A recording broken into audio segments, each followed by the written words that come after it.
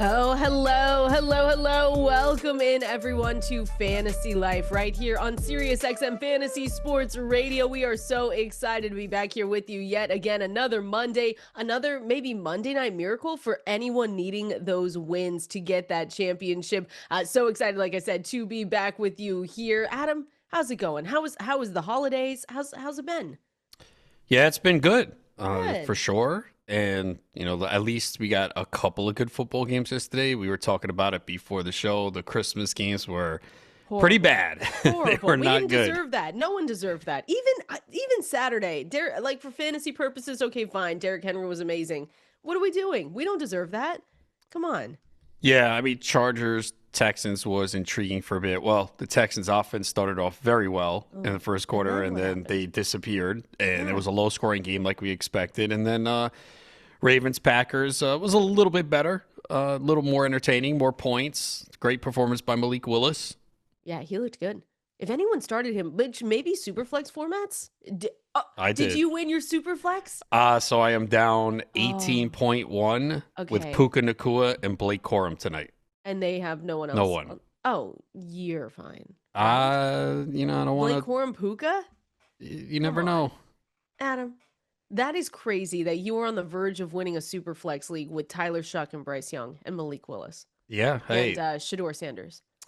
Yeah, you got to piece it together. It can be done. It's not. Look, crazy. it's not a strategy I want going into next year. If I'm in a super flex to say, hey, I'll come out with two of the, worst quarterbacks. Again, I had drafted Joe Burrow at pick 6. He got injured. Yeah, that's what I it had is. to cut him because we had short benches and no IR. And remember, at the time, Burrow came back earlier than anticipated. Yeah, way early.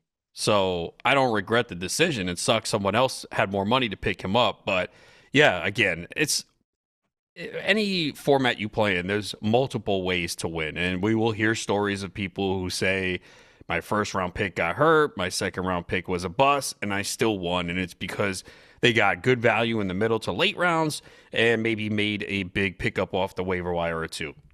Tyler Shuck has been awesome. Tyler Shuck might have been you could maybe call him a waiver wire hero if you did pick him up these last 5-6 weeks. I mean, he hasn't scored less than 17 fantasy points since week 12. And then he got 7.982 or 7.92. 18.98 in week 10, 9 and 8. He was getting 9 and 10. But he's been solid for fantasy if you had to pick him up or stream him. Yeah, I'd say solid. He doesn't have a game of more than 2 touchdowns. He runs a little bit. He had a game of 2 rushing touchdowns. So, yeah, we've talked about him as being a streamer. And certainly in a Superflex league as your QB2, he's been fine. So, yeah, he's gotten the job done, 2 straight 300-yard games and very productive. So, yeah, I think more as a streamer. I can't imagine in a league with one quarterback that many people started him. Now, maybe if you lost to Patrick Mahomes and you didn't have much on the waiver wire, he could have been someone you plugged in the last couple of weeks, and he did enough to help you get a championship if the rest of your team was strong. Yeah. And so then you started Malik Willis ahead of Bryce Young, I'm assuming? Oh, yeah. You think I wanted to start Bryce Young against the Seahawks? And boy, imagine I did. What would happen? That was atrocious. So, yeah, I just picked up Huntley, I picked up Willis, and then once I saw that Love was out, I felt Willis was the best choice. So, because I figured, we talked about it with Gene too, with Huntley, they were going to run the football a lot. Oh, yeah. That's what they did in his first start. He had 22 pass attempts in his first start. Now, he does give you something on the ground, but I knew this was going to be a huge Derrick Henry game. I played Derrick Henry over 16 and a half carries. That cashed, I think, in the second quarter. He was a beast. It was close He to was the a first, hero. to be honest. I think he had like 10 carries early on, so you knew that was going to be a massive Derrick Henry game, especially after what they did the previous week when they could have salted the game away and they didn't go to him. And everyone's like, what are you guys doing? So, of course, they came back and went to Derrick Henry. So, I thought Malik Willis was the better play, and, yeah, it worked out. Sure. He ran a lot, too, and obviously he earned himself some money for next year. Yeah, 9 carries, 60 yards, 2 touchdowns, threw for 288, 1 touchdown, no interceptions. That was a good day. And 31.52 fantasy points. Bryce Young could never, at least. No against the chance. I mean, Seahawks. it would take 3 games for Bryce Young to get that. I don't know if he could do gotten in the it. I don't 30s even know if he could do that in 3 games against the Seahawks defense. He has scored 30. Oh, one time this season, actually. 31.82 against Atlanta, week 11. There you go. I wonder if I started him that week. I You might have. probably did I might because have. week 11, you might not have had, yeah. Joe Burrow was still out and you didn't get him Yeah, I back anyway, probably so it didn't did. Man, matter. that's amazing. I had to ride with Bryce Young for so long. I Jeez. would frame if you end up winning tonight, I would print that out and frame it, or at least I would frame the roster that you won with because that's insane. But we've talked about this. How many championship teams potentially are going to have Puka Nakua on them? I mean, Puka having the season that he did, it's just amazing. And so we get him one more time tonight. So you got Puka, Blake Corum, but Puka is going to be on a lot of those teams. More than likely, he is number one in points per game in PPR formats or wide receiver. Yeah. So, and there was a lull a little bit right where he got hurt. And I guess there was a stretch where Devontae Adams was getting every touchdown. And yeah, since Devontae Adams being gone certainly helped Puka a little bit because it allows him to get some more touchdowns. He has 4 touchdowns in the last 3 games. He had gone 3 straight games without one because remember, Yep. Devontae Adams was just getting all those looks inside the 10. So, yeah, I mean, Puka, I mean, if he puts up another big performance tonight, I mean, look what he's done the last 3 games 167, 181, 225 with 28 receptions in those 3 games. That's So, crazy. huge difference maker. We'll hope that he can deliver another big game tonight. 27.9, 46.5 fantasy points over the last 2 weeks from weeks 15 and 16. Yeah, let's get another one here against Atlanta. We'll break that game down here in a little bit. Also be talking with one Jonathan Von Tobel for his thoughts on this Monday night game and of course the early lines going into week 18. But it is Monday Night Miracles. That's what a lot of people I think need, Adam. If you have them, if you need us to look through them, at Valenzuela 17 at Adam Ronis over there on X is where you can send them in. We'll be looking there. Any other questions that you have as well, we'll definitely be going there. But let's start breaking it down. I guess so. I kind of wanted to start with San Francisco because that was a thrilling game last night. That was a great game. They survived to set up that showdown for the top seed. That's going to be Saturday against the Seahawks. Don't text, don't call. Should I make a lasagna? Yeah. Ooh, you think I should? I'll send it to you. Yeah, you should. Put it on ice. Yeah, it'll be totally fine in 6 days. Yeah, no Because worries. I'm not gonna pay for the overnight shipping. I wouldn't do that. Damn, so Sorry. you rather get It's me sick. expensive. That's Well, cool. it's All right. expensive. Well, I'll put it on ice. Okay, so maybe a lucky lasagna on Saturday, but however that ends up, I mean, the San Francisco 49ers did, I guess you could say, outlast Chicago, right? 42-38. We got a ton of fantasy points in this one, which is what we wanted all along. We thought that maybe this could be a shootout, and it totally was. Brock Purdy accounted for 5 touchdowns. He had the game winner 38-yard pass to Juwan Jennings with 2:15 remaining. You thought maybe the Bears had it in them again because that's just kind of been what the team has been all season, is just these comeback kids that you never count them out. But Caleb Williams, rolled left and just wasn't able to connect there in the end zone. Luther Burden went down with an injury. Looks like it's not as serious. I guess they say it's a quad injury, so hopefully he's going to be good for week 18. But a fun game nonetheless. Yeah, so you always talk about fantasy playoff MVPs. I mean, Brock Purdy has got to be in that Oh conversation yeah. with what he has done.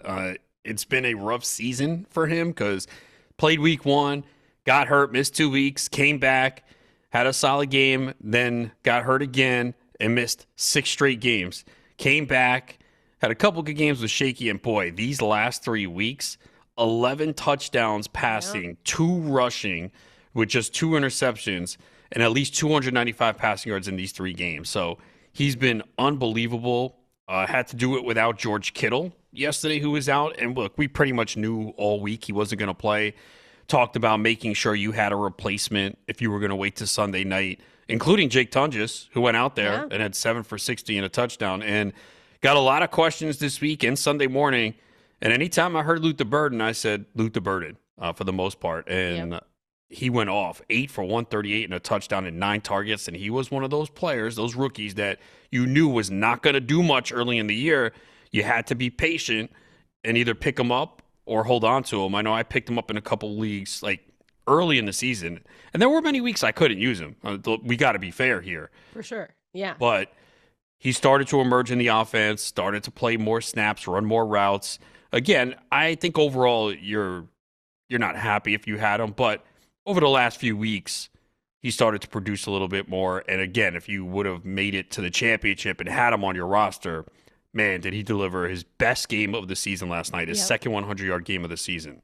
Like you said, 8 receptions, 138 yards, 1 touchdown, off 9 targets, 27.8 fantasy points. Yeah, it's ESPN scoring, so going to be different across the board there. But yeah, he was one. I drafted him in quite a few leagues, honestly, and I held on to him because he just, you get kind of not obsessed, but you get those players that you just think Adam can work out, and you just kind of hang on to him all season. That was him for me. But yeah, overall, pretty. I don't even want to say disappointing because he wasn't necessarily expensive, he wasn't but right. If you did draft him, you couldn't use him week in and week out. He wasn't a set it and forget it player ever, honestly. Maybe the last 3 weeks, but even against Green Bay week 14, he only got 11, and then 14.4 against Cleveland week 15.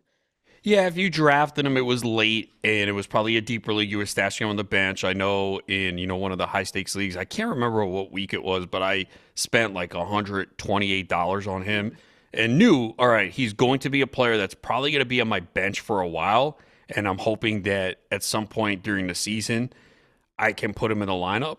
And those deeper benches, you can afford to hold him. Now, if you're in a league with just 5 bench spots, you probably couldn't have, and he might have been someone you picked up late in the year. So, yeah, I mean, overall, you look at it, it wasn't really much until late in the season. And, this week there was a lot of injuries. Even Burden was on the injury report, but he came off it on Friday. So you knew he was going to play, and you knew Romo Dunze was going to be out. And then DJ Moore popped up on the injury report late with the illness, which is something that's happened a few times this week, including Chris Rodriguez Jr., who missed the game with the illness. Now, that wasn't a surprise because it came down Christmas morning, and the game was at 1 p.m. Eastern. But, Moore wound up playing, but wasn't great. And Tedero McMillan was another guy that was added to the injury report with illness and didn't play great. But I want to put that more on Bryce Young than McMillan. But Moore only 1 catch for 7 yards, as it was the Burden and Colston Loveland show in the passing game. Yeah, that was DJ Moore was a little bit disappointing. Well, not a little bit. It was a lot. 1.7 fantasy points. Like, especially with the idea that maybe he could string 3 great games together and be a fantasy hero. Because I think he got people, if they had him on some of their teams, he helped get them to this point, but he didn't help finish the job, right? 1.7 after 21.9, 22.9 for DJ Moore weeks 15, 16. But overall, a great game. I think Caleb Williams shows grit, and we're going to see them in a playoff atmosphere. Like finishing, that was a season high 330 yards, 2 touchdown passes, no interceptions. Took no sacks too. That's the biggest change in his game. Obviously, he still does some. They're a terrible defense. So bad. They get no. I mean, their pressure. Pass rush. They get no pressure ever. It's just. But yes, he taking no sacks. That is such a turn from what we saw from Caleb Williams when we were talking about him earlier, right? Weeks 1 to, I want to say 6, but I feel like it was 1 to 8 maybe. He was taking a lot of sacks. It wasn't good. He was holding the ball too long. But it feels like we've really seen Caleb Williams week in and week out just get better. And that's what you want to see from a quarterback like him with a new head coach. Yeah, I think that this is a great season for them. I've seen a lot of people say they're playing with house money, but man, it's been fun to watch. And in that game last night, you thought that they could do it because they've done it before. To me, they ran out of time. If they had more time, I think they would have scored. Yeah. Yeah. They had 3 timeouts at one point, and I thought they should have taken one a little bit earlier, but they went to try and get one more playoff. And I don't know. I thought they could have managed that a little bit better. But look, Caleb Williams has definitely improved. He still does some things that drive you crazy, but he has that arm strength. And I thought that last night was one of his best games of the season. Yeah, it was really fun to see. And that's why I say, like, we're close, but we're not there yet about talking where some of these players are going to go in 2026 drafts. But this felt like it was a darling team already, right? Some people really liked this Bears team with Ben Johnson there saying, okay, Caleb Williams could look better. But we really hyperfixate on what players look like towards the end of a season. And if this is how they're going to end, these guys aren't going to be cheap at all next year. Yeah, Burden and Loveland. I'm very interested to see where they go in early drafts. Loveland's been kind of like not quiet, but talked about less than 1 DJ Moore, less than 1 Luther Burden, but he's put up great numbers. Green Bay was 3 for 30, 6 fantasy points, but I think his average is pretty nice for someone going into 2026. 24 fantasy points last night. Really slow start to the season, was playing behind Cole Kmet, but remember they spent a early pick on him, and usually tight ends that get drafted that early play a significant role in the offense. It just took some time, and remember it was like, oh, how could you pass on Tyler Warren? And then Warren kind of faded, and Loveland started to emerge. So yeah, the numbers even the last 5-6 games not great, but started to score more touchdowns, was more Mhm. involved in the offense. You know he's going to play a bigger role next season. For sure. Should we keep them a secret? Should we just not talk about them now until July next year? Yeah, This is it. unfortunately, I don't know if that's gonna work because This I is think it. I think Burden's a guy that's just gonna keep moving up drafts all the time. I think he starts in round 5 and eventually Moves makes up. it Yeah, I think so. makes it up what, third round? Because when you look at this team, you're probably gonna project him to be the number one target, right? I think I people are gonna take would. him over Rome. I would, which is kind of disappointing because Roma Dunze also, that connection between him and Caleb was coming Yeah. on really strong, but then he got hurt. And so I think, and maybe Well, we'll he look at fell Roma off like Dunze. after the first, Yeah. like, because again, I drafted him in a couple leagues, and I was like, wow, this is great because he had 5 touchdowns in the first 4 games. Yeah. After that, he scored 1. Yeah. And I don't know if he's been battling an injury all season. Oh He's yeah, they got, said he was playing through that stress fracture. yeah, which is so disappointing because, and we haven't, I mean, he's scored under 10 fantasy points in all but 2 games since their week 5 bye. So that's nothing that can get you through. But maybe I might look at him as a value and say, okay, well, maybe he's going to step up because DJ Moore, that contract, it's 4 years, 110 million was the extension that he signed in July 2024. So I don't know what the outs look like there, but I'm assuming he's still going to be on this team next year. Yeah, Yeah, I'd have it'll to be take a fun look though. at that. I don't know. Maybe his role was just minimal though Yeah, I know. until the So last two maybe they look to weeks move when they on. had all those guys when Burden was out. Everyone went down and they said, well, okay, I guess we can And treat even you as the wide receiver one. that game against Green Bay, like he was quiet until that 46-yard touchdown to win the game. Now, obviously, it's a massive play, but it's not like he was having a big game there. I think he was at like 4 for 53 before that. Yeah. It's no, it's been disappointing for sure. But we'll have to, yeah, this will be a fun, interesting team to talk about throughout the offseason. We'll see what they're going to do in the playoffs. But a great game last night between those two. And we get, like I said, 49ers going up against the Seahawks Saturday. I'll make some lasagna. I'll send it to you. Lucky lasagna, so they can get that win. We're going to continue on though. Like we said, Monday Night Miracles. If you need them, send them our way. I can't wait to read what you guys need for tonight to get those wins. Also, it's an Overreaction Monday. So we're gonna break that down here coming up next. This is Fantasy Life playing Adam's music, of course, on this Overreaction Monday. Don't give me that look. Come on. My music. Just Get do out of it. here. Come on. We're trying to get invited to the wedding. This is your Well, favorite artist of all time. yeah, definitely. No question about it. You think they'd let us do a show from the wedding? That would be great. A Sirius XM exclusive. Fantasy football talk. We could get Travis with a headset on right before he walks down the aisle. Yeah, I'm sure that would work. as he announces his retirement. Oh, he's got to be doing that, right?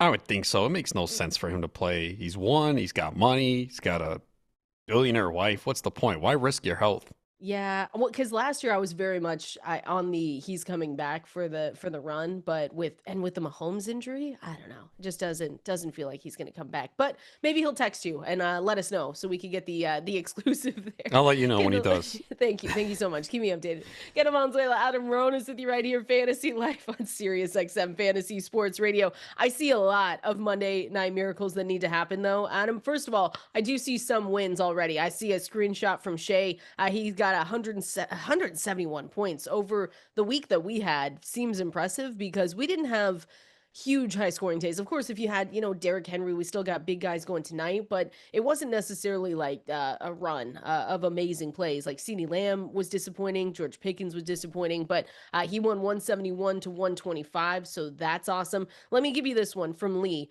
Championship on the line tonight, need 11 points.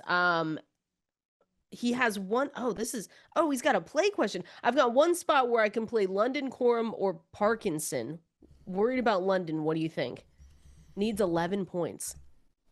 Yeah, I would still go London there. I mean, again, Corum is in a timeshare. I know he's been getting double-digit carries consistently, but if he doesn't score a touchdown, I don't think you get 11. Like, he has to score a Yeah. touchdown. He's not involved enough in the passing game. So unless you see him rushing for 100 yards, which he's only done one time this year, how is he going to get 11? Like, yeah, now I know you're going to tell me, well, he scored a touchdown and he's 4 touchdowns in the last 4 games.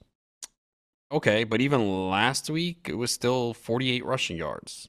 Yeah. So he did have one catch last week, which helped him, but I probably would still go with London.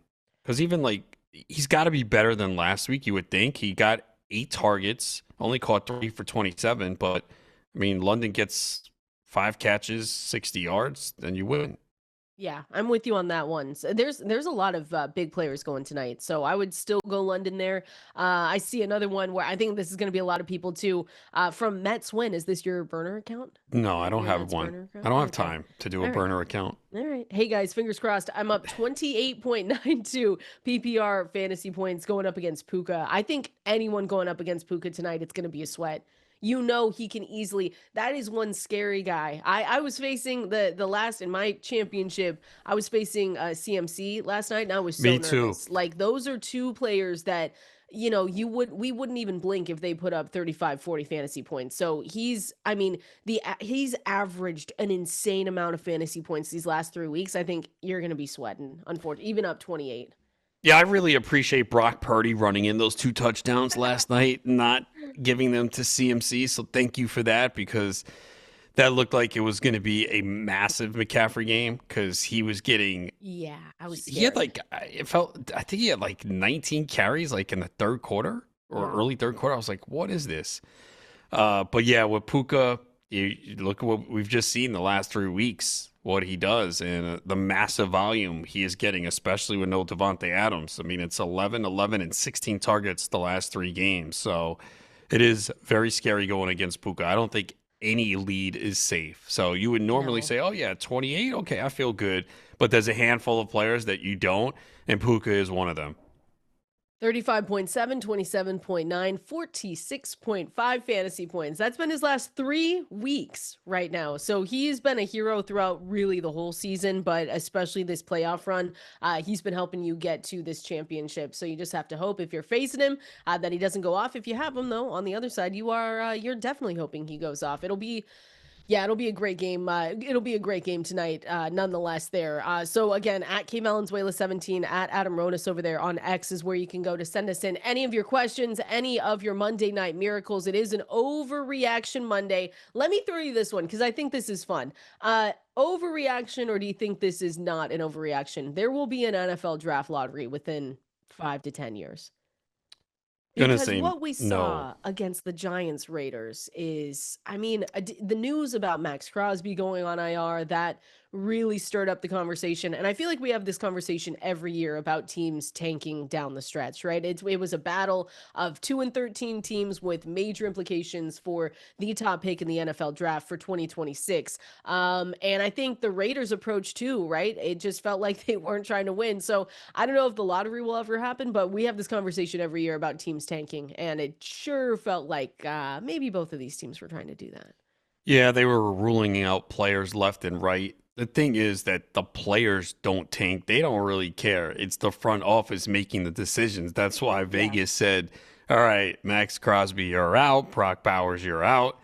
Because the players obviously have a lot to play for. I mean, most of them, it's a year to year, and they're playing for contracts and incentives. So it's more the organization's job to take those players off the field in order to ensure they lose. And that's exactly what Vegas did. Yep. That was bad. And the Raiders looked awful. Oh, what was that? 34-10 loss in that Yeah, game? I mean, I don't think What are we many doing? people were watching that game. There was only 2 games on at 4 o'clock, and the others Yeah. were Eagles Bills. And even though It was a that great game. wasn't the most appealing game either, unless you love defense.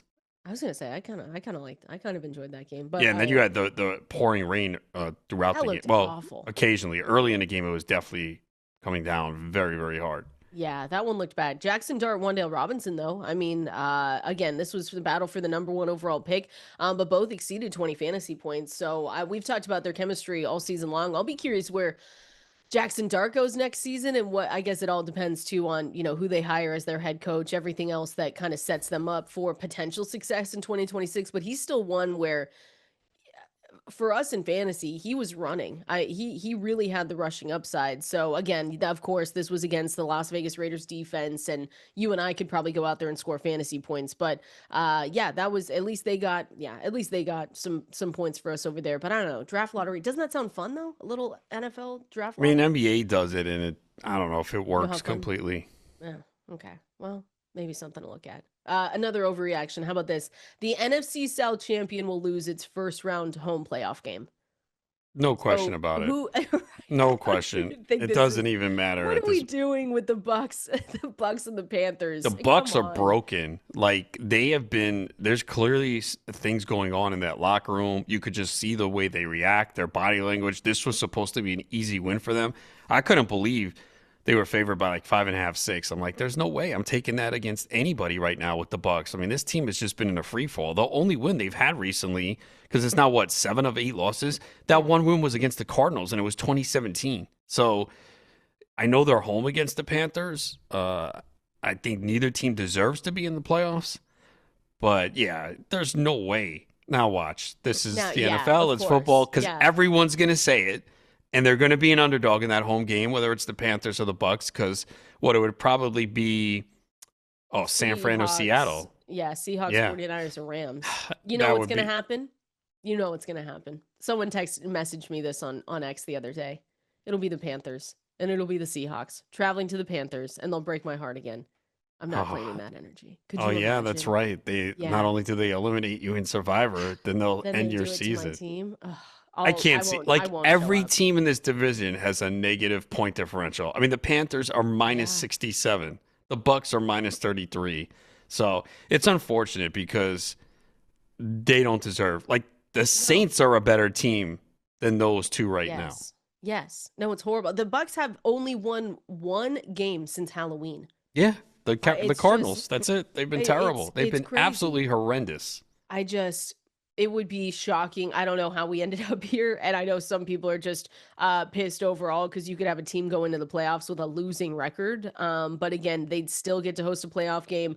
The Panthers would as well, obviously, if whoever wins this game this coming week. But yeah, it's been brutal. And we've talked about, Emeka Egbuka and all these players just really from Tampa Bay not stepping up. Bucky Irving, that's been awful. I know we talked about him last week, but he did not, we could say confidently, he did not help you win anything because his lack No. of production, 8.3 fantasy points that continued in Miami, against Miami, I should say. It's just been, Baker only attempted 44 passes, but Irving had 9 carries. I don't know what's going on. Yeah, Irving was a colossal disappointment because he was losing the goal line work to Tucker and his passing work went down. He did catch 5 passes in this game. He also has not been the same since he came back. I mean, I'm sure he's No. not 100%. You're just not seeing any explosiveness. He's been one of the worst running backs in terms of efficiency and yards per carry. So it just sucked because you were getting Bucky Irving back and you were like, all right, here we go. I'm going to gear up for a nice playoff run, put Bucky Irving back in my lineup, and he's did nothing but disappoint. Yeah, it's been awful. Is everything we look at with him, he's now scored fewer than 10 points in 3 straight games. And again, this team has been fading for a while, but it just feels like this is a tough stretch for Irving with the fantasy playoffs, and we've just seen it. So he wasn't one that helped you necessarily get those wins. I see another one here from Jack saying, because we're talking about, hey, what do you need in these Monday Night Miracles at K Valenzuela 17 at Adam Ronis over there on X. He said, I have a 30-point lead with Bijan, and my opponent, she has Stafford and Puka. Ooh. You're up 30 and have Bijan. I think he's okay. Should be. Now, if it's 6 points for passing touchdown, that's where you need to worry a little bit. Oh, wait. So full point PPR. Bonus 5 points for 100 yards, 6-point passing touchdowns. Okay. Yeah, I mean, look, if Puka has another 30 points and Stafford puts up like 4 Mm. touchdowns, and does Stafford, you know what? I haven't checked the odds today. Does Stafford like have Oh, another big game to he's seal the going out there MVP? to rip it for Because sure. he was a pretty heavy favorite going into the week. and But then then Drake Drake May May happened. had that Yes. ridiculous performance. Now it is against the Jets. I mean, it still counts, but that was still But this is clinic. prime He time was Stafford. the crazy part is May was pulled with 5 minutes left in the third quarter. Yeah. What's he at now? Let's see awards. I'm looking on DraftKings. He's minus 230 Stafford, plus 180 Drake May. Yeah, he's gonna go out there and rip it tonight.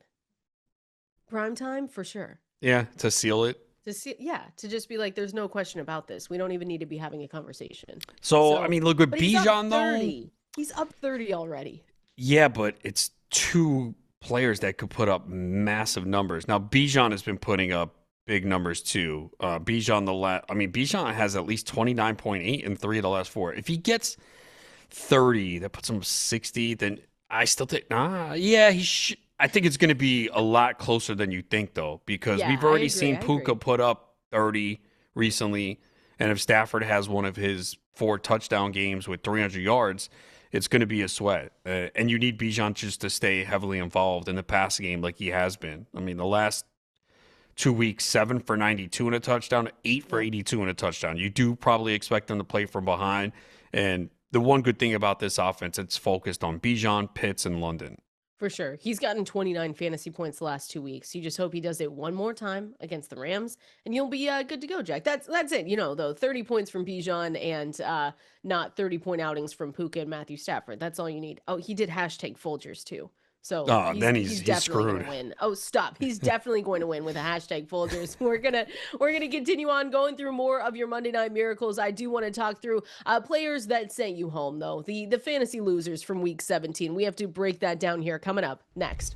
See a lot of wins though here, Adam, at Valenzuela 17, at Adam Ronis over there on X, and it is nice because I see one here from David said, don't even need a miracle on Monday night. He's up 181 to 101. He's won because his opponent has no one left to go. Just like Adam starting Malik Willis and Tyler Shuck, never in doubt. Right? That's what we do for championships. It's fantastic. Yeah, it was all part of the plan. Yeah, no, obviously that's why we're analysts, and that's why you get paid to tell people to draft Bryce Young and Tyler Shuck and and then I go didn't win even with draft Bryce Young. Shuck. I picked Oh him yeah, up you off picked him up. waivers. So it was Bryce Young, Joe Burrow. Did you draft Yeah. Sanders? Probably. No. Shador? No. Yeah, at the end. No, I picked him up when he got the starting job. I usually draft 3 quarterbacks in super flex leagues. You didn't that one? No, so I've talked about this a lot because I usually play in a super flex league every year. So last year I did, and because the draft was a round longer and we have no kickers or defense. So last year in round 15, I drafted Sam Darnold, which obviously turned out to be Nice. massive. This year, and I guess the problem that I have is that sometimes people are very aggressive in taking that third quarterback early. They'll do it around 8 or 9.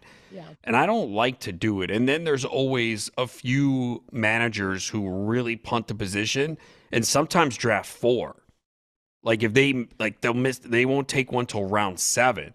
So then they take one around 7, 8, 10, and 11, where they're just trying to say, okay, I'm going to take chances on 4 quarterbacks late and hope 2 hit. So that's the issue. And of course, everyone would like a third quarterback in a super flex league. Yeah. But you have to be aggressive on it. And I'm usually not aggressive enough. And I also feel that there's always going to be a couple of quarterbacks to emerge off the waiver wire at some point during the season with injuries or underperformance. And obviously that happened. Sometimes you can't wait till week 17. You're not alive by then. But fortunately, I was able to be alive and get Malik Willis. There we go. Willis, league winner. Malik Willis. That'll be great. Could be for Superflex leagues, for sure. Potentially. Guys that weren't league winners, though, this is presented here by Mike's Hard Lemonade, the official drink of those who go hard for their leagues. These are guys that didn't go hard for us here, Adam, and ones that really probably sunk a lot of people. And I think at the very top of that list, I saw a ton of just people sending me messages about Jahmyr Gibbs from Detroit. I have nothing to say. I have nothing to say. 6.4 fantasy points on Christmas Day. That was not the gift that keeps on giving. It was horrible. Against the Vikings, they lost that game, which was a whole different conversation. That was his second game with fewer than 10 fantasy points in the playoffs, and that totally kills you. He did have he had 17 carries in this one, so the volume was there for him to get the numbers that you wanted, but it just wasn't consistent. He averaged 2.4 yards per carry, didn't make those big plays that we see with him on the ground, and yeah, that was an absolute brutal way to start the fantasy championships if you had him. 37 carries for 81 yards in the That's last 3 weeks. And crazy. I had him in a 3-week playoff, and he crushed me. Like, Yep. I knew going into that game this week on Christmas, I said I need 30 points from Jahmyr Gibbs to have a chance. And he didn't even come close. The offensive line is a disaster for them. That's really the biggest problem Yep. because he's getting nothing, no room to run. And even they couldn't even get him in the ball in the passing game. So it was brutal because you felt if you had Jahmyr Gibbs, you likely had a league winner. You were hoping, especially if you were in that 3-week playoff championship, that he would deliver, and he did not. Probably one of the most disappointing players in this fantasy playoffs this year. Yeah, it was. Oh man, it was bad. Between him, Josh Jacobs was also absolutely brutal. He wasn't on the injury report for week 17, but he only played 27% of the offensive snaps, had 4 rushing attempts in that loss against Baltimore.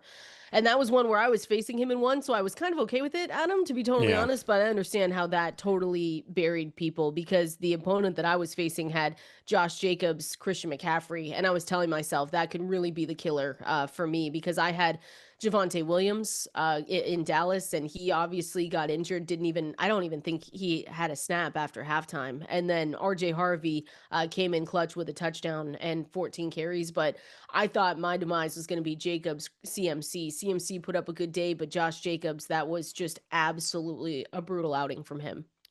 They only ran 44 plays. That was really the biggest problem. Baltimore just controlled the clock in this one. They ran 74, and then it was 28-14 at halftime, and they just could never, run the ball effectively. And it was Malik Willis who was the guy running. He led them with 9 carries. So, yeah, they just didn't have the ball. The game script didn't go according to plan. And, look, we know Jacobs is hurt. He's not playing Yeah. this week. Green Bay has nothing to play for. They are locked into the 7th seed.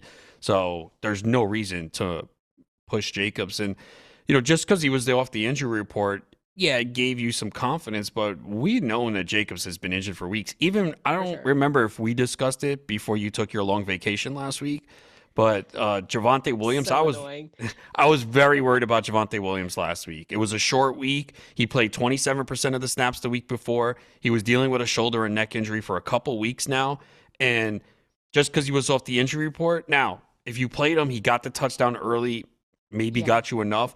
But I was talked about it how I was concerned about Javonte Williams going into that game on Christmas.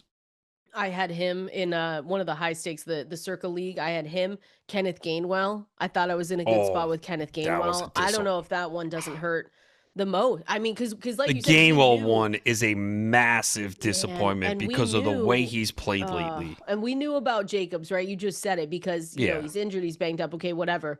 Gainwell and Warren, to be totally honest with you, they were started in a lot of leagues because I looked it up on ESPN, and they were started almost every single time. And with DK Metcalf suspended, you say to yourself, perfect. Kenneth Gainwell is going to get a ton of the work. He's going to get catch a lot of passes. 6.8 fantasy points, and Warren had 6.4. I don't know if that one didn't hurt me the most this week. That was brutal. That had to hurt because, like you said, when you look at this offense, first of all, Gainwell's been getting 6, 7 catches almost every single week. You have no DK Metcalf due to the suspension. You have no receivers to begin with. Then the Steelers, in a game that was tight throughout, passed the ball 39 times and run it 24 when Cleveland has been getting gashed by the run. I mean, everyone recently to go up against Cleveland has put up 100 yards rushing. I mean, Tony Pollard just did it a couple weeks ago, and he's been quiet except for the last few weeks of the season. But Yeah. they helped get him going. Then you throw 9 times to Marquez Valdez-Scantling, 7 to Scotty Miller. Like, what are we doing here?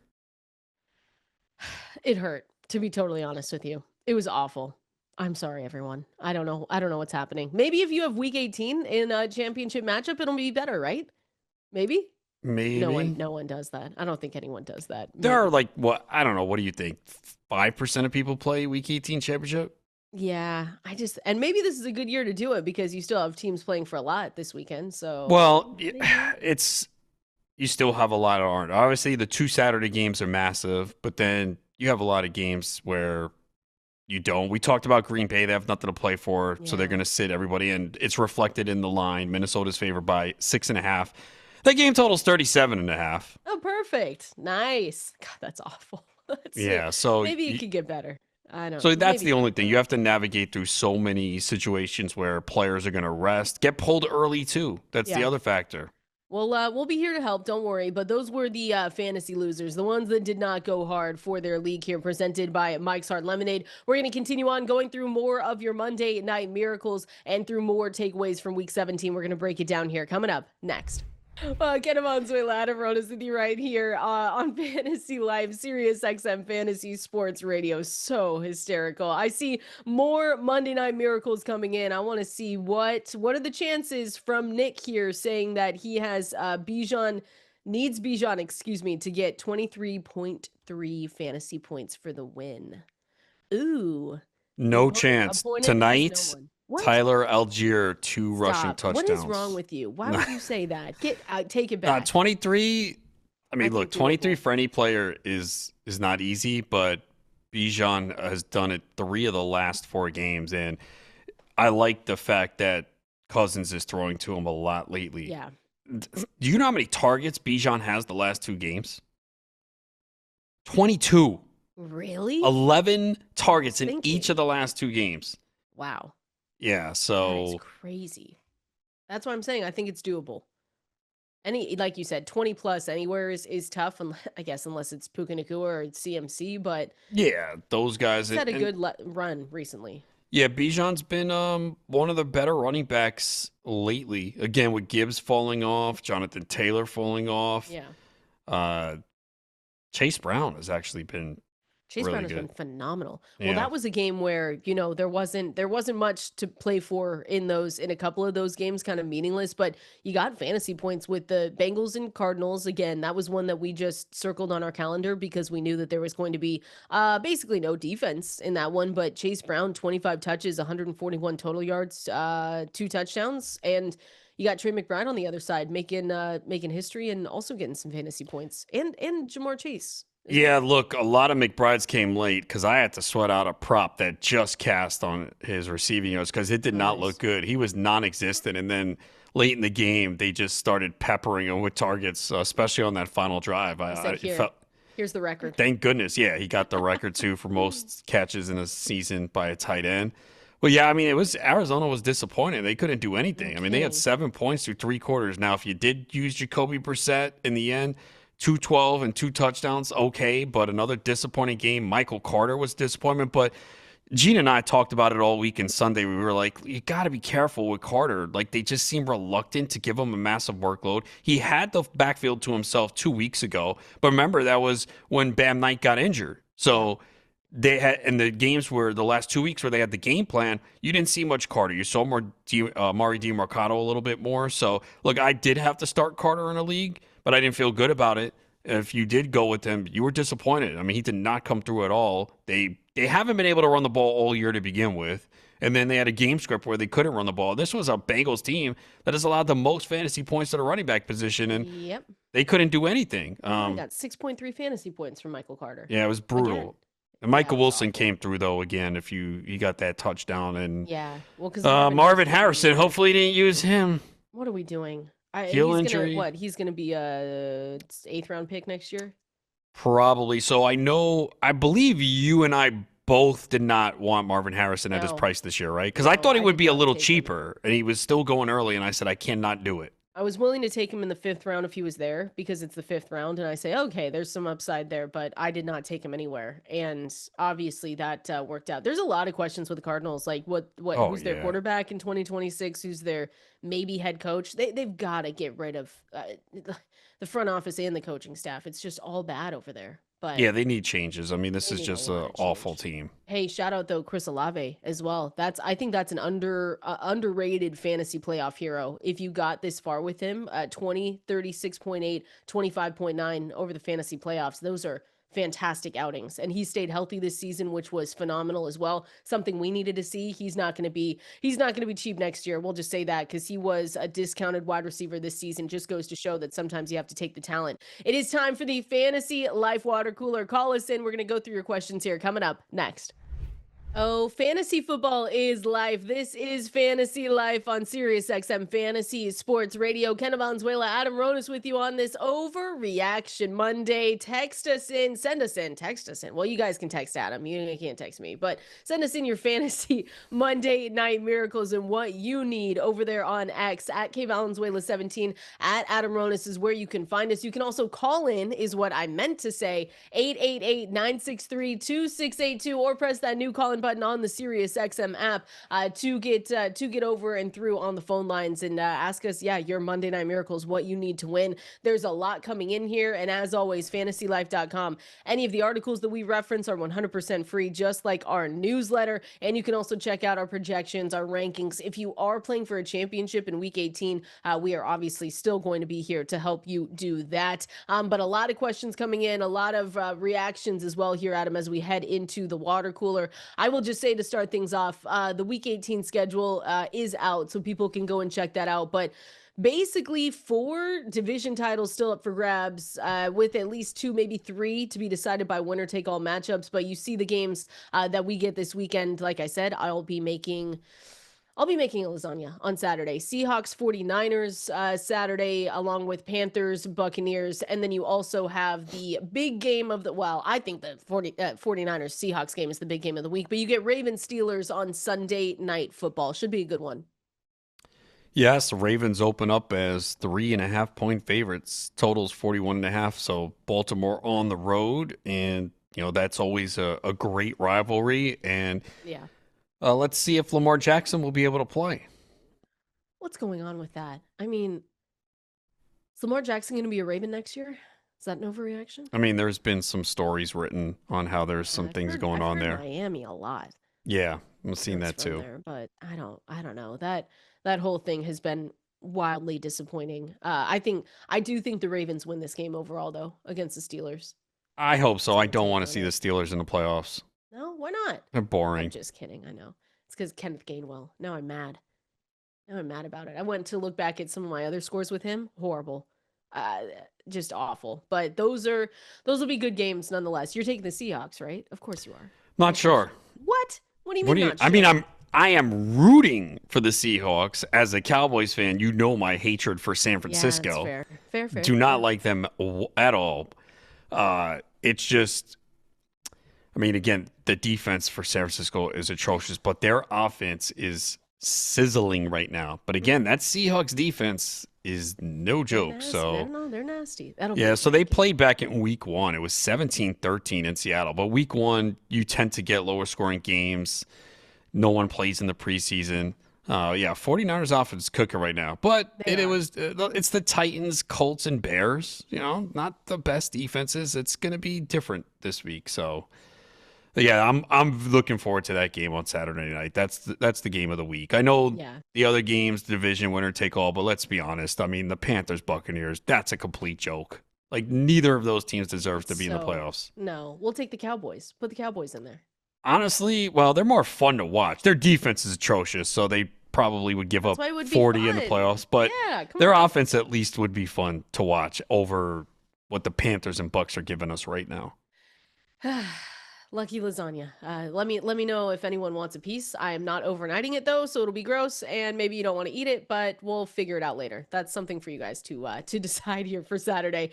Do you think here's another one that I wanted to talk through with Overreaction Monday, but do you think Mike McDaniel has taken himself off the hot seat with how the Dolphins have played down the stretch? I think this is one that I've talked with Gene Clements about a lot because they started the season 1-6. They've won 6 of their last 9 games, and now they're sitting at 7-9 on the season. Playoffs obviously not in the cards, but from a team that had a team meeting after week 1, or players only meeting, I should say, after week 1, for what they've been able to do the rest of the way, making the move off to obviously is a big question there, and going to their rookie Quinn Ewers. But what do you think? You think he saved himself or no? Probably, because he's made it this far. Because we all felt there was a point in the season that he was done, right? I Oh, for think sure. everyone I thought he everyone was going to felt be that a way. mid-season firing with him, Yeah. to be So honest. the fact that he's made it and the team really hasn't quit, done it with backup quarterback, you would think. I mean, again, sometimes we get surprised and maybe he does get dismissed, but it felt like he saved his job. I agree. It's just been shocking that they've been able to do this though, even without Tyreek Hill, because that was a big one too, where he went down. It feels like he was not excited about it, but he was ready. He was like, okay, I'm out. For what they've been able to do again with Quinn Ewers there, popped up, not necessarily saying that he's been amazing, but yeah, it'll be interesting if they think that okay, Ewers is the direction we're gonna go, and then because of that, we're gonna keep Mike McDaniel. I don't know. It could be interesting. We'll just Yeah. say that. Yeah, no, it will be. I think he probably stays because they could have gotten rid of him earlier and they didn't.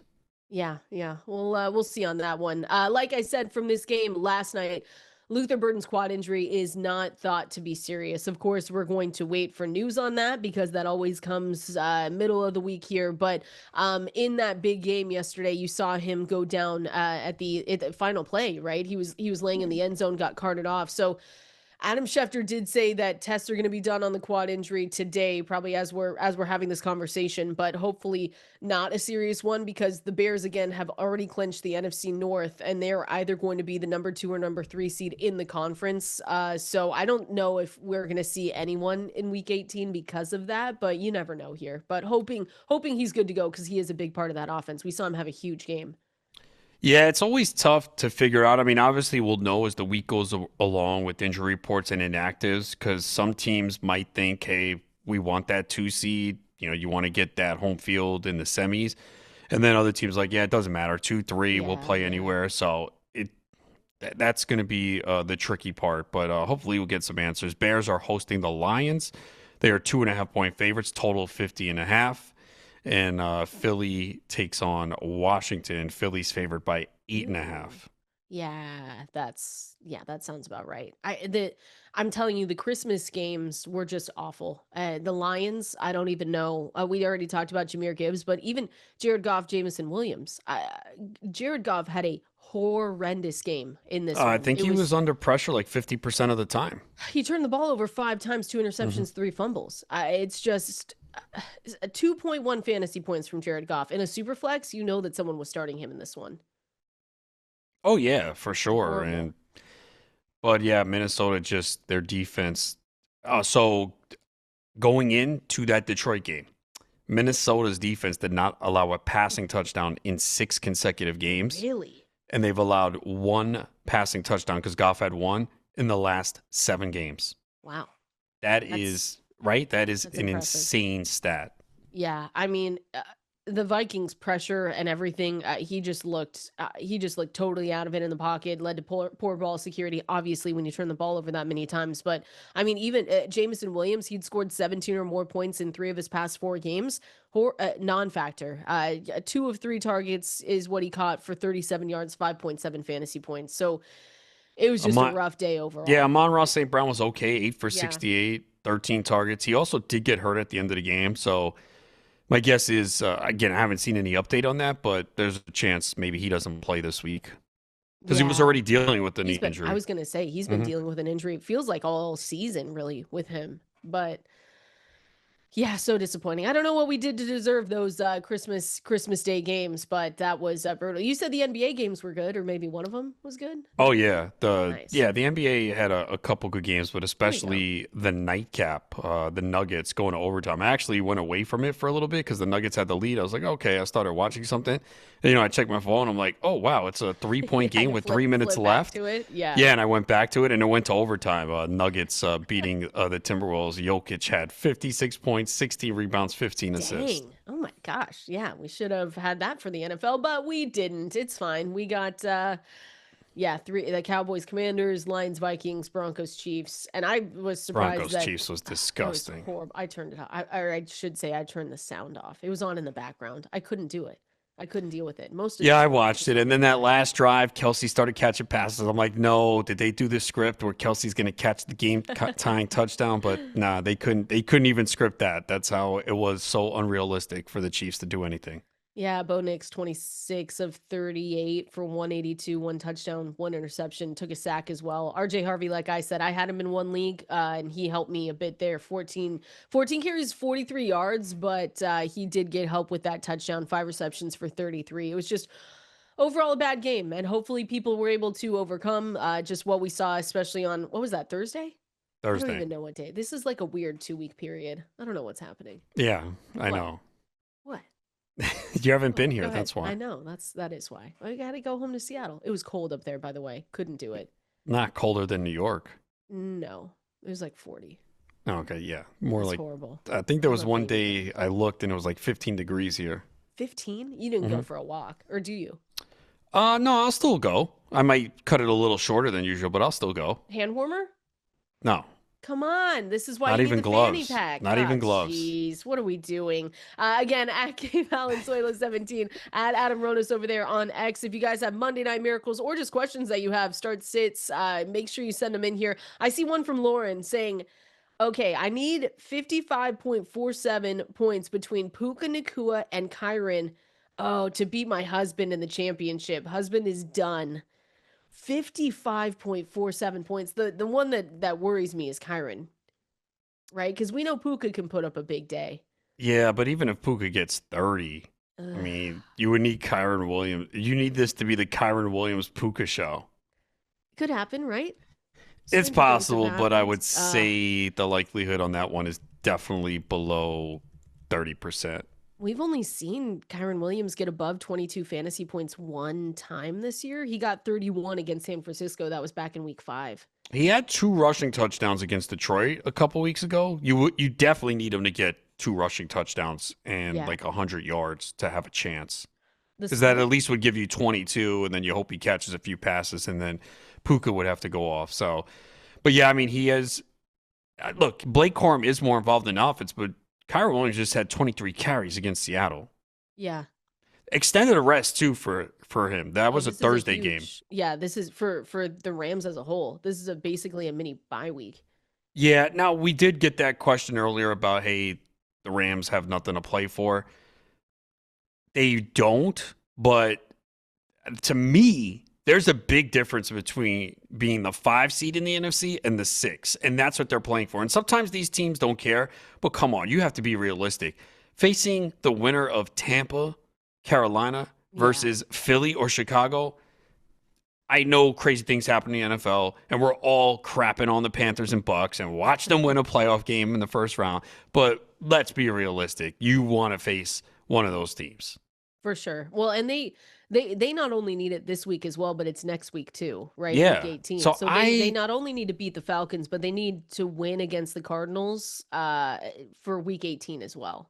There's other ways that they can do it, but that's the easiest path. Right. So, and I don't think if you sit your players tonight and then we're doing it again, that's just such a long layoff. So I just think, and I think they really do want Stafford to like get that MVP. right, put a seal on it because Yeah, Drake just May say- did close the gap with his performance. Yeah, I mean, It's Drake prime May- time. Yeah, if Stafford goes out there and has another great game tonight, like 3 touchdowns or 4 touchdowns, he'll lock it up. Exactly. That's why I don't think I've seen a couple questions on that. I just don't think you have to worry. And even if they do sit him, what are you going to do? This is the Monday night game. It's not like Right. you can start What do other you- players. Yeah, because start a backup. we can't do it, unfortunately. So I think That they're would going be heartbreaking if they Oh, like don't. pull guys early. don't put that out there. I don't want that. I need Puka And I think Blake Falcons won't Corum. play spoiler. Oh, they do. I mean, look what Yeah. they did. They've done. Was it against Tampa? Yeah. I mean, they came out there. Now that was a divisional game, so it's a little bit different. But yeah, prime time. They're home. They played a little bit better. They would like nothing more than to beat the Rams.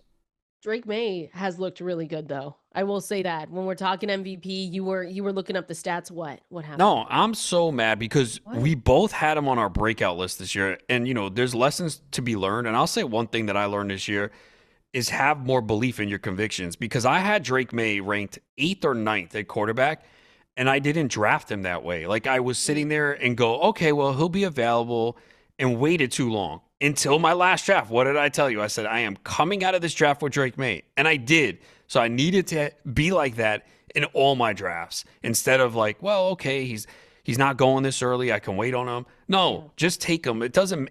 Once you get to that, round 8, round 9, who cares? What's the difference whether you get him round 9 or round 11? Because I think I did get him in that one like pretty late, because that's a draft where people really wait on quarterbacks. But I had him ranked as a top 10 quarterback this year, and others obviously might have had him anywhere from 13 to 16 or 17, but should have just been more aggressive in drafting him. And that's one of my biggest regrets, because we talked Yeah. about him all offseason, going back to our April, May, June offseason shows. I know when we got together, we did a breakout list. We both had Drake May. I told you, I think I said, Yeah. oh, I got Drake May. You're like, damn, I wanted him too, because like we Yeah. split it up.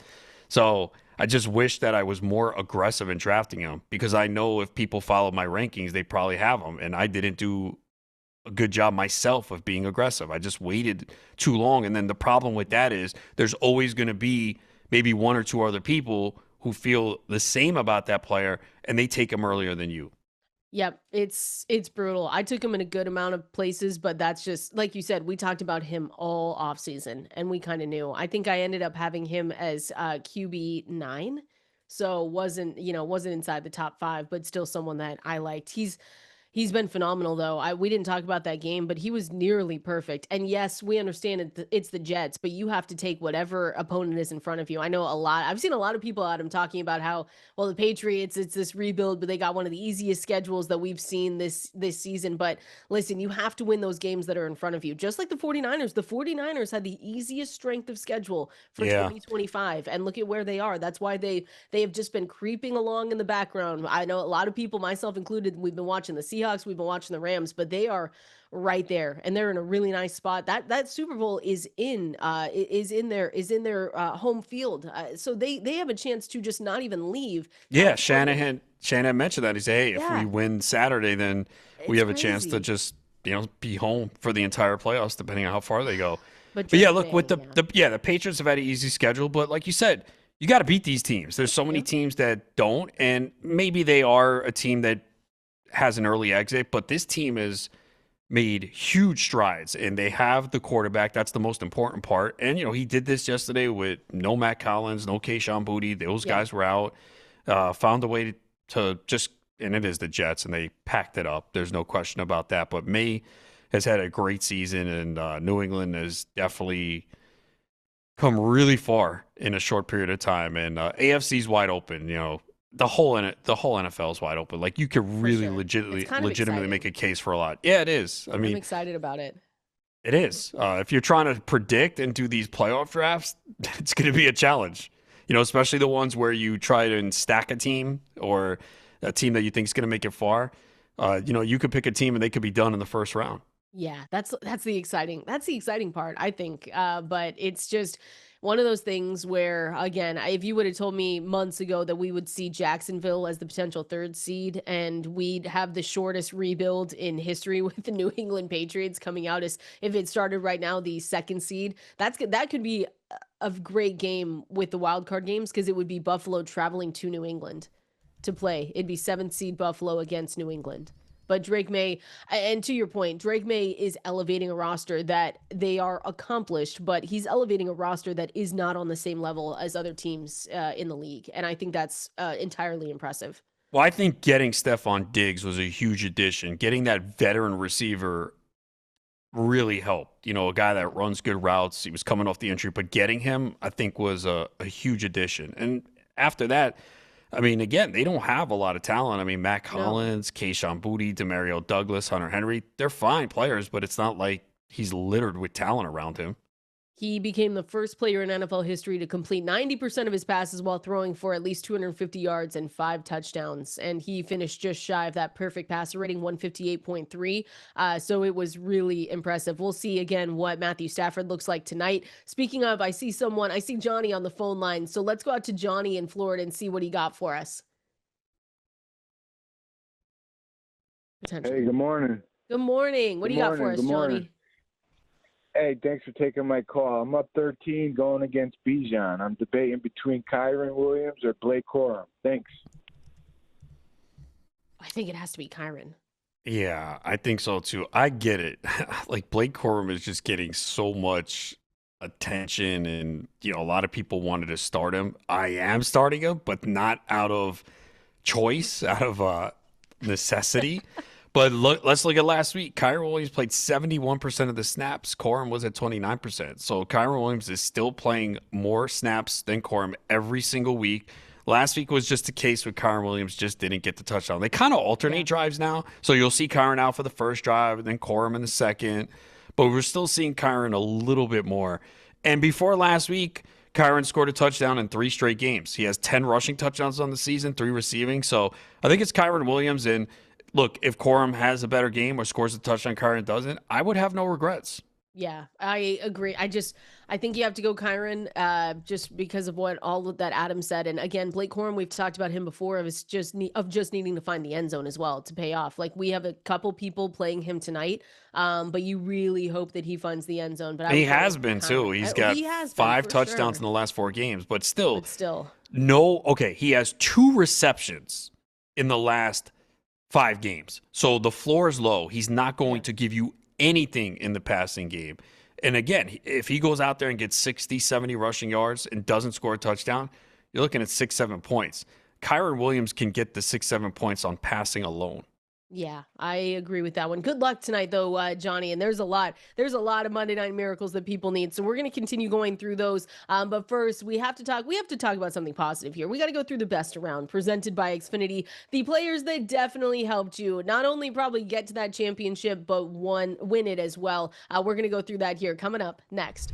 Oh, this is Fantasy Life, and we are going through the best around here, presented by Xfinity. Imagine all your football all in one place. Easy Xfinity. Imagine that. There were some good performances this week, Adam. I will say, like, we already talked about Derrick Henry just being the king for a reason, and he finally puts up this Week 17 game that gave fantasy managers a huge cushion, hopefully, going into the Sunday day game slate. So he scored 45.6 fantasy points, and that was just a really great outing from him. I will say too, though, Ramondre Stevenson, for his fantasy managers, right? New England Patriots running back, 27.2 fantasy points on 13 touches. That was a season high from him. That was also a really good one. Yeah, look, so we didn't know the status of Travion Henderson early in the week coming off the concussion. So I think in early rankings, Stevenson was very high going up against this Jets defense. Then when you found Henderson was going to play, we actually got some questions of people asking, hey, can I play both Stevenson and Henderson? And ideally, you don't want to do that, but you said, hey, against the Jets, you could. The crazy part is, so Stevenson was way better than Henderson. But if you would have been told what the distribution was going to be between the 2 running backs before the game, and Henderson getting so much more volume, you would have said, oh, yeah, I'm definitely going to play Henderson in this game, because Henderson had 19 carries and Stevenson had 13 touches. Yet Stevenson produced way more because he had a rushing touchdown and a receiving touchdown. So I could have seen many people using Stevenson this week. So, yeah, he might have come through. And, yeah, week 16, he had 16.8. And then this week, 27.2. So we all love Henderson. See, he's more explosive, but the team does like Stevenson, and they still give him the football. And we'll have this conversation again going into 2026. It's not going to go away. That's the disappointing part, but it's fine. If you started Ramondre Stevenson, though, 27.2, you'll take that every single day. Here's the other thing, too. Does Travion Henderson get the bigger workload if Terrell Jennings doesn't get hurt? Jennings was involved in that backfield. So, man, what week he was involved. He was involved. He was placed on IR early December, right? Yeah, like maybe after their bye week. So the last game he played was December 1st. Yeah. He did have 11 carries, 5, 2, 4, 1. I think based on what we've seen, though, going into 2026, that we don't have to worry about him. Probably, but I think, again, it's still a little disappointing with Henderson. Like, we wanted more. Oh, definitely. Especially with where he was going in drafts. You wanted a lot more. He gave you He gave We you good spike weeks, but it was never necessarily something that we would always get questions, right? It was never necessarily consistent. Like you got you 28 never points, felt 32. you You never never felt felt great. comfortable starting him, even though again you look at some of the weeks he had, They and were that was big the weeks. frustrating part is because we've seen these big plays that he can break, and yet there will still be some weeks where they just really didn't unleash him. Yeah. Like I'm saying 28 fantasy points, 32.3 weeks 10 and 11, then you get back down to 12 fantasy points and 11 in Yeah, weeks 12 and 11.1 13. against the Bengals, and then Yeah, 11.6 with against the 18 Giants. carries. Yeah. Yeah, I don't know, but Ramondre, he's still going to be around. We can say that. So he not only was the best around yesterday, but he was also someone that might be around for 2026 as well. Chase Brown, that's another good one. Where again, we said this game means nothing, but we basically have no defense in this one between the Arizona Cardinals and Cincinnati Bengals. And Chase Brown really did come through 29.1 fantasy points in week 17. And he looked good for you in the fantasy playoffs as well. So he was one that was the best around too. Chase Brown, his week 16, week 17, just huge. 32.9 and 29.1 PPR points. And it was a slow start to the season. You know, we did see a lot of Samaje Perine, then Perine went down.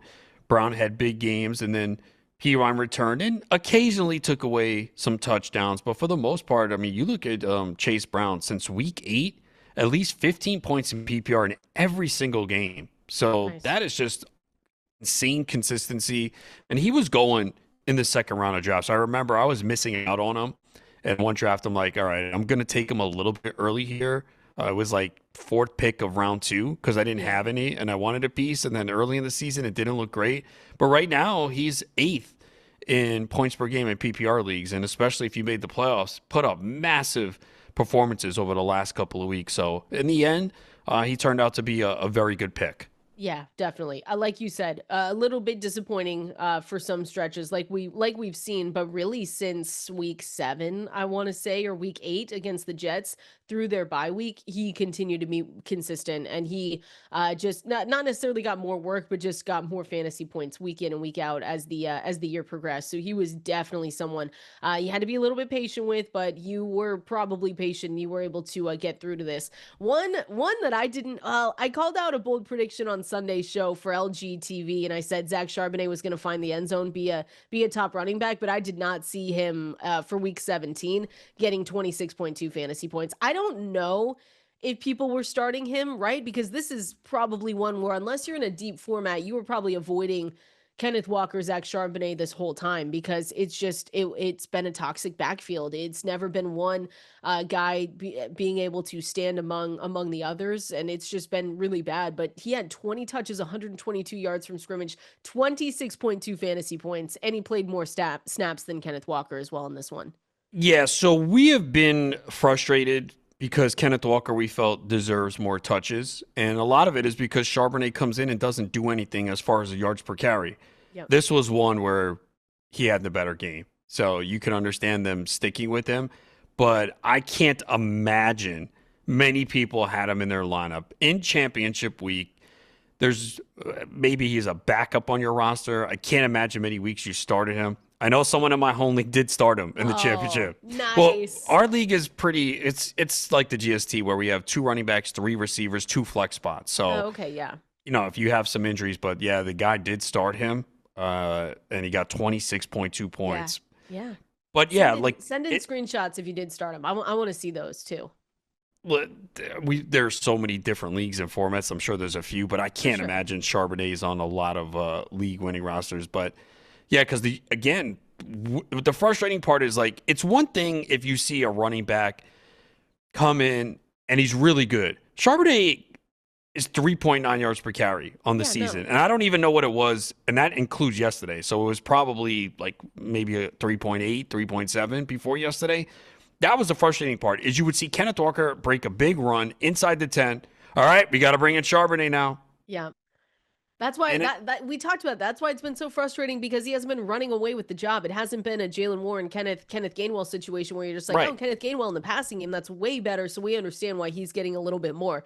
It's never been like that, except for this game, of course. This is going to be another team where going into 2026, it's going to be the same exact questions, because they're both still going to be there. Yeah, and it was very frustrating. And I'm saying this as someone that did not have any Kenneth Walker this year. And I Yeah. feel your frustration if you have him because Yeah. it was mind boggling some of the things that you watched. Ugh, all right. Well, we get to talk about this Monday night game here. We're going to do that with Jonathan Von Tobel coming up next. It is time now to talk with the one and only Jonathan Von Tobel here, on-air host and betting analyst over at VSiN. You can find him on Money Moves, Countdown to Kickoff, and Live Bet Sunday, breaking down not only the Monday night football game here tonight, but maybe some early Week 18 lines. Jonathan, welcome in. How's it going? Going pretty well. Week 18 is always a fun one as we head into it because you get all these overreactions of need to win, has to win, all sorts of stuff Yeah. in the betting market. So really fun to kind of dive into those. And seems like a quiet week 18 as well. Like there's some stuff on the line, but not much. So we'll see what the last week of the NFL season brings. I love it. Well, we are not there yet. We get one tonight, which has a ton. I mean, we've been getting, Jonathan, a ton of Monday Night Miracles, what Yeah. people need to win their championship. So there's a lot of heavy hitters in this one, at least tonight. So the Rams traveling, facing the Falcons here. Obviously, the Rams are favored in this one. Spread sitting at 7.5, total sitting at 49.5 from where I'm looking. So just overall, your expectations and maybe some bets you like in this game. Yeah, I kind of agree with what we're seeing in the betting market a little bit here. I mean, we saw some spots take off that 8.5. We saw some spots take off the 8. At least expecting that the Rams, the Falcons are going to be a little competitive here. And in fact, if you look at some of the other spots right now, you're starting to see that the 7.5 is even shaded -120. So we could get to full 7 by the time we get to kick tonight. I think that there's probably some sense in that. Kirk Cousins, I think, has shown a little bit of decency in these last two games, especially. Now, it's been Tampa Bay and Arizona, but we're talking about the 5 touchdowns, 1 interception, pretty solid completion rate of about 65% or so. He has kept the ball in his possession. He's not been putting it in danger, which is a pretty good thing, and I think it's going to help you against LA. So I think overall, if you're going to take a key number here with Atlanta, I would agree with that side. I think that asking that against a Rams team that kind of had its wind taken out of its sails over the weekend. Now that we know that the NFC West is going to come down I was going to say Sunday night because that's what it should be. Saturday night between the 49ers and the Seahawks. Certainly some intriguing players for tonight's games when it comes to player props with Puka Nacua, Bijan Robinson, Kyle Pitts. What stands out to you? Is there anything that you're eyeing? I mean, obviously, you guys are the fantasy folks, so you've been handling this. I was breaking this down the other day with my co-host on our Pod to the Futures pod, Mitch Moss. The percentage of Puka Nacua's receptions, yards, and touchdowns for his season that have come in the last 3 games has been absolutely insane. Yeah. And it seems with Devontae Adams ailing, like, how does this guy not just, like, Stafford just spam about 15, 20 targets? I don't even care, to this guy, considering what it's been like the last few weeks. That seems too easy. But I'll say on the Falcons side, one of the things that I think is pretty interesting is the rapport that I think that has been shown for Kirk Cousins and Bijan Robinson, excuse me. He's fed him a ton of targets. If you look since week 12 when Kirk Cousins has taken over, second on the team in total targets with 42, just behind Kyle Pitts, back from the dead, I guess. And I have 24 receptions on those 32 targets. I think also if we're jiving with the game script tonight that the market believes, which is Falcons will be trailing in a negative game state with Kirk Cousins dropping back a little bit more. I think the number last I looked was 4.5 receptions for Bijan Robinson. I think that's probably a fair ask here today for Robinson. If this game plays out like the market expects, they are trailing, and he has been a high target guy for him, I think that Robinson could go over that. And you don't need the whole, hey, I need a certain amount of yards. I just need the volume, and I trust that his reception rate's high enough that he's going to be able to tag in those targets. And Puka Nacua, again, is one of those guys where people call in, they tell us, hey, I have a lead, I'm facing Puka, and no lead is safe. So we'll see what kind of, Puka Nacua, Kyron Williams we get tonight in this one. Again, we're talking with Jonathan Von Tobel here, on-air host and betting analyst over at VSiN. I'm curious, Jonathan, because these last 2 weeks, week 17, but especially week 18, you see a ton of articles come out, you see a ton of people making videos on contract incentives. So is that something that you kind of stay away from in the betting markets? Is that something that you take head on? Like, how are people, if they want to approach that, how should they do that? So I tend to be a wet blanket on these things only because, folks, they know those things. You know what I mean? Like every single bit of the information that you're betting into is not only put into every single one of these player props, it's like way higher. So you'll see somebody, and I'm just pulling an example out of thin air, but you'll see that, Puka Nacua needs 54 yards to get to an incentive, right? So then the betting market will be set at 85. And then people will be like, I'm betting this thing over. It's like, well, wait a minute, hold on. Like, Yeah. you're missing your target first off by 30 yards, and that's what you're asking here. So I tend to think that, and by the way, just look around too, because you might not see a lot of over-unders. You might just see like the plus, right? So, 85 plus, whatever it is. They might not give you the option to bet under on these things too, which is always important, because I tend to think more often than not, especially with some of these sides as well, which we'll get into, just because you have to doesn't mean you're going to. And I'd rather actually bet some of these under, or bet some of the teams that don't have anything going for them, just because I think the market really gets inflated with some of the desires for the player incentives, and because of teams in situations that need to win. The prime example of this was last year, Mike Evans, where he needed 1,000 yards. That number kept going up and up, and it closed in the high 90s. He finished with 89, and everyone lost it. So you are correct. Everyone is aware. The books know. They're not stupid. They're not giving us free money. So be very careful with that, because it is absolutely – it already started circulating last week, and it's obviously going to be heightened this week. But how do you look at Week 18? We obviously know players are going to rest. Yep. Teams have nothing to play for. Is there an opportunity there if you dig deep enough to get a good number, or do you kind of just stay hands-off with some of these games? No, I like to play against some of the spots where you need to, and I'll give an example actually from yesterday. It's a pretty good one that gives you an idea of how these market moves and why they're not useless, but you shouldn't read into them too much. The Ravens beat the Packers on Saturday, and then the Steelers number goes from 3.5 to 4.5 after that result, right? Because against the Cleveland Browns. And the only thing that happened was that they needed to win that game to win the AFC North. And then, of course, what happens? They end up losing the game. Now we have everything on Saturday. So I actually like to play against some of these situations where you have these teams in situations that they need to win.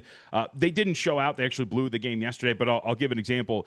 Jacksonville's up to 12 right now, 12.5 against Tennessee. Look, Cam Ward faded down the stretch of that game yesterday against New Orleans, had a bad throw, which was almost intercepted. They blew the game. They end up losing. Some of the teasers, by the way, got knocked out because of the way they lost that game, which is absolutely brutal considering it was going.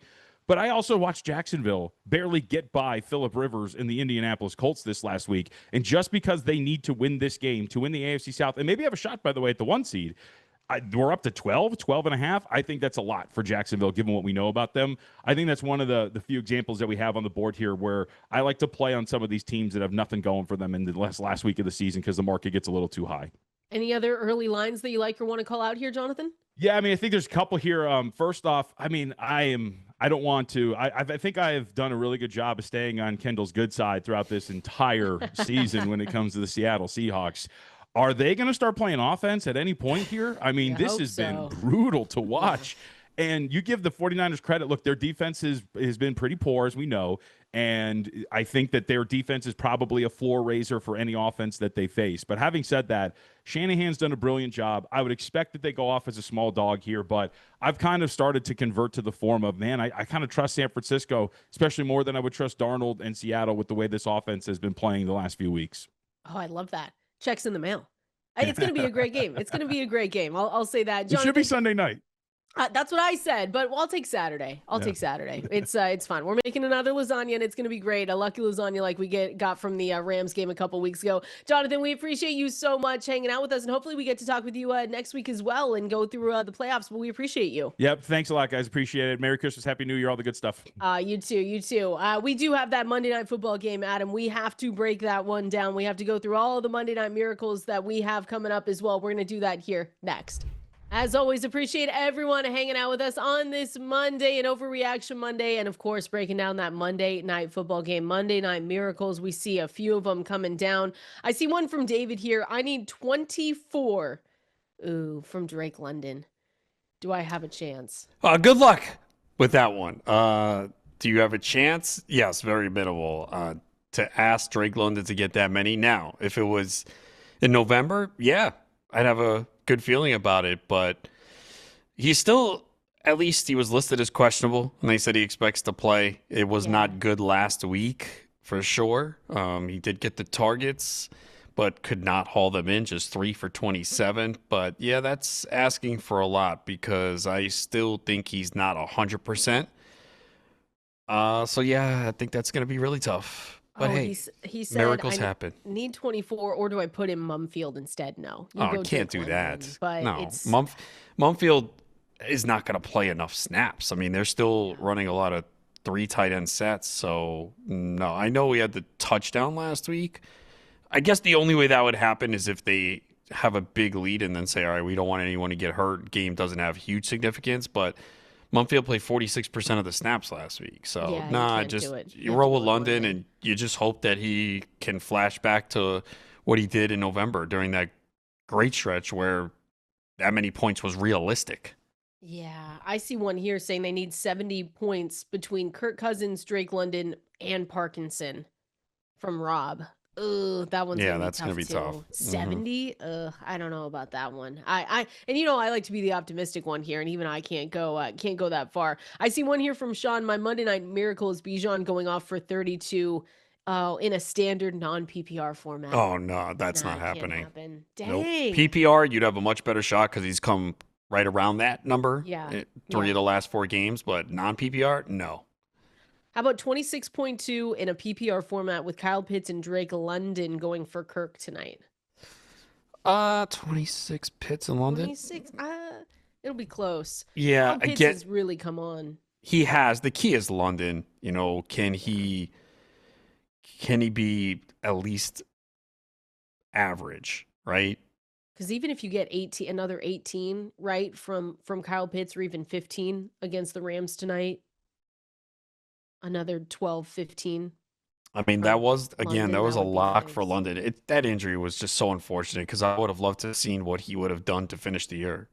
Yeah, it's not been great. And Drake London, I mean, you have to expect or hope that he does better than 5.7 fantasy points. 3 receptions, 27 yards last week. On the targets where he had 8 targets in that one, but if he I stayed think what healthy you this have to year, that hope would've is been awesome. they make a push for London to get 1,000 yards. He's at 837.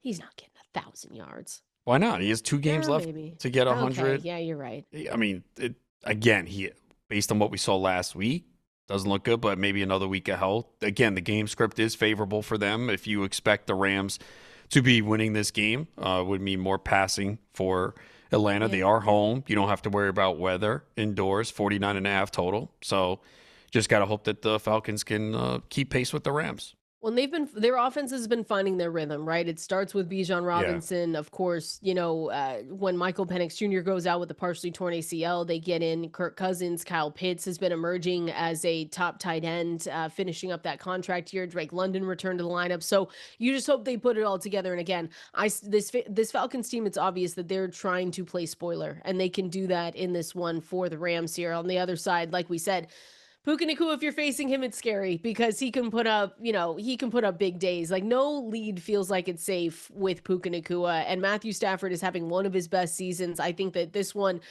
they just try to secure the MVP for him because it's an island game. Everyone's going to be watching, all eyes on him. He's thrown for a little over 4,100 yards, has the league leading 40 passing touchdowns to 5 interceptions. And he's played well even with missing Devontae Adams. So the targets are going to Puka Nacua, leads the NFL in receptions, or did coming into this game, and you just hope that they're able to continue putting up points for you. Yeah, though, if you have Puka tonight and you're facing a deficit that's manageable, you feel really good. If you are facing Puka, and even if you're up 25, 30, you are definitely nervous because what we've seen from Puka the last 3 weeks, again, 167 yards, 181 yards, Crazy. and 225, 4 touchdowns in those 3 games. So people are looking for Puka to save their season tonight and deliver that championship. So there's a lot of big-time players in this game. Kyle Pitts, Bijan Robinson. On the Rams side, the running backs with Kyron Williams, a lot of people starting Blake Corum, including me, Stafford. So, yeah, there's a lot here. Drake London, as we mentioned, too. I'm sure some people are starting him as well, hoping that he can rediscover that form where he was one of the elite receivers in fantasy during this season. I'm starting Drake London and Puka Nacua. I'm up in this league, though, so it looks like I'm just securing a win.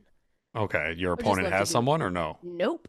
Oh, so then I'm you up already won. 92-86, yeah. So you don't even need to sweat it. That's nice. Yeah, but it'd be nice to, get some points in there. It doesn't matter. A win's a win. No one's going to remember, oh, you won the championship by 1.2. They're just going to be like, where's the trophy? Where's the belt? I was Where's nervous the to ring? start the week, too, start the day because I started Caleb Williams over Bo Nix in that one. It was a lose-lose situation. But we looked good. We looked good doing it. Caleb So played well. Who you taking tonight, Rams? Yeah, I think the Rams. I think they Yeah. are driven to get that 5 seed. They've been giving up an average of 36 points, though, over the last 2 games. So we'll see if it's a shootout in this one. Good luck, everyone. Appreciate everyone hanging out with us on this Monday. We're going to be back same time here tomorrow. We'll continue answering some of your questions over there on X. Good luck tonight, and we'll see you then.